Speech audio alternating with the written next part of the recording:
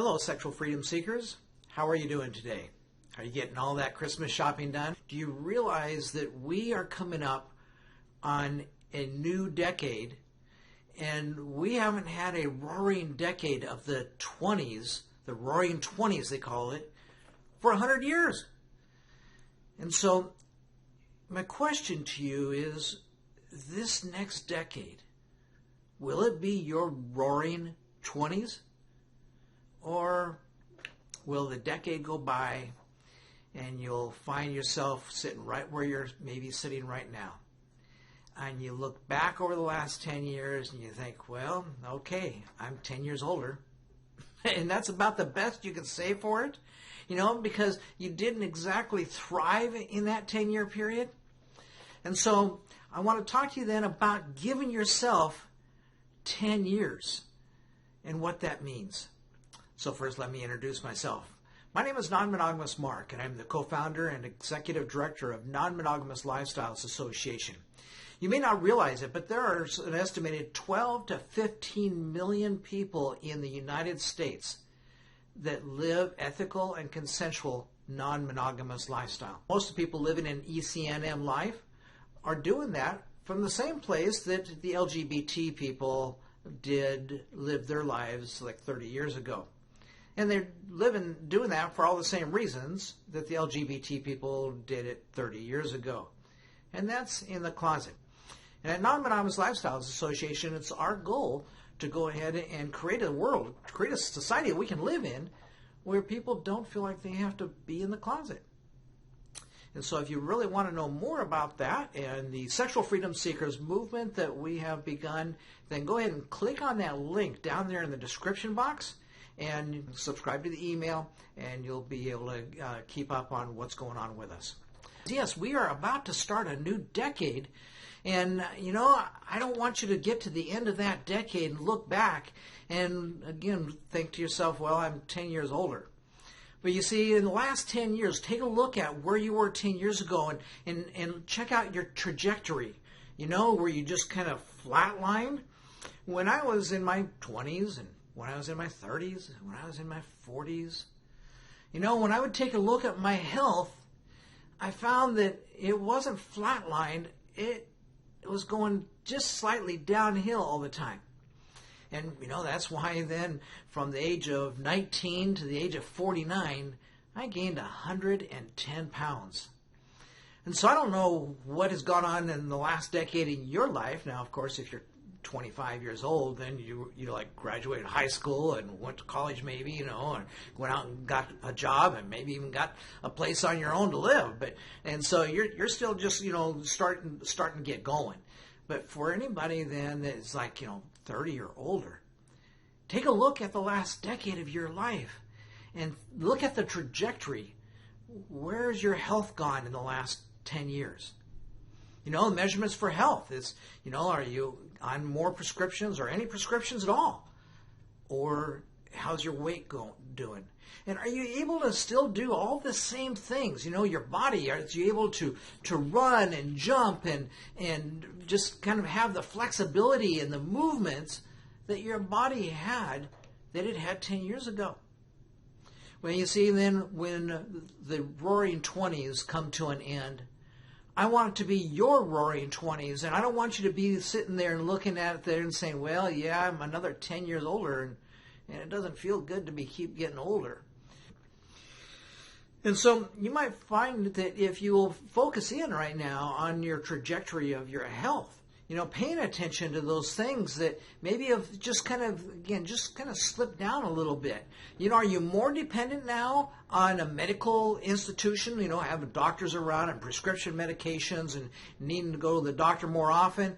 Are you more dependent today than you were 10 years ago on a healthcare system that's really not a healthcare system, but I call it a dependent care system, because they're not there to make you well. They're there to make you dependent, because that's what the doctors all learn in school, is not to make you well. They learn how to make you dependent, because that's good for their business. And so there are ways to get well. And how do you learn those things? So the way I learned about most of them is that I read books on health and nutrition, and I watched a lot of documentaries about health and nutrition. And that caused me to live an unconventional and uncommon life, but also in my uncommon and unconventional life to be living a life that is well. No, I'm not. I'm 62 years old now, and I'm not in perfect shape myself. I mean, until I turned 50 years old, I never focused on my health at all. Then I found that I just didn't have the same level of ability at the age of 49 that I had when I was 39. I didn't have the same level of ability when I was 39 years old as when I was 29 years old. And I didn't have the same level of ability when I was 29 years old as when I was 19 years old. So instead of even, kind of breaking even in my trajectory, I was slowly, very slowly, I was going downhill to disability. And that's how people get to be 60, 50, 60, 70 years old. And they just really aren't as able as they used to be. They're more and more disabled than they are able. And on prescription medications and going to the doctors and maybe even not being able to go out and walk or hike a mile or 2 or 3. Is your ability getting to be more or less? You see, and so if you take and give yourself the next 10 years, the gift of 10 years, and you pay attention to your trajectory in the 3 areas that I'm going to talk about today, then you'll find that at the end of that 10 years, you didn't lose 10 years of life. It was a roaring 10 years. But then like myself, now 62 years old, and I'm finding that, I have gained back. I mean, when I was 49 years old, looking back, that's when everything seemed to be going downhill in my life, and I turned it all around.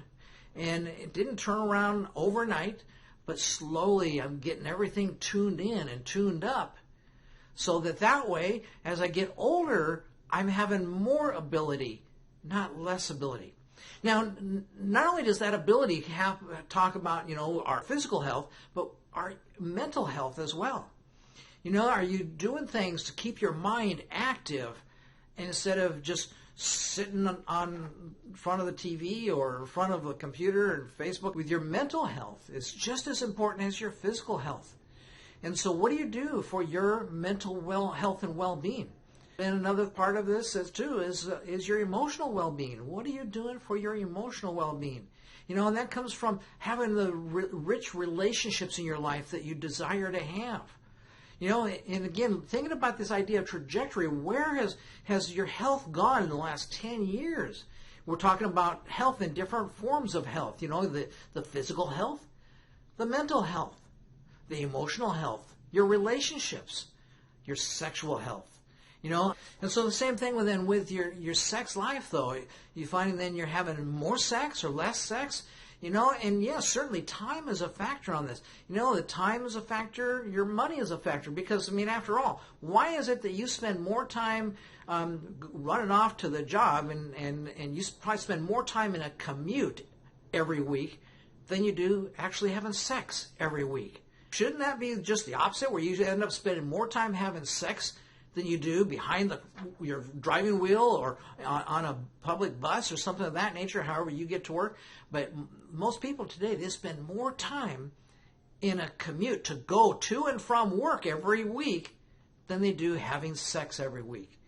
And so I hope that that's not the case for you. But if it is, then just realize that maybe you need a tune-up as well in the next 10 years, the roaring 20s. Make it about your financial future as well. And, maybe you can't afford to give up your job and just walk away from it, but a business on the side is something that would work for you. So project yourself forward for the next 10 years and imagine yourself 10 years from now. It is December and it is in year 2029, and you're sitting there and you had a roaring 20s, and it was like the best 10-year decade of your life. And so look back on that 10 years now.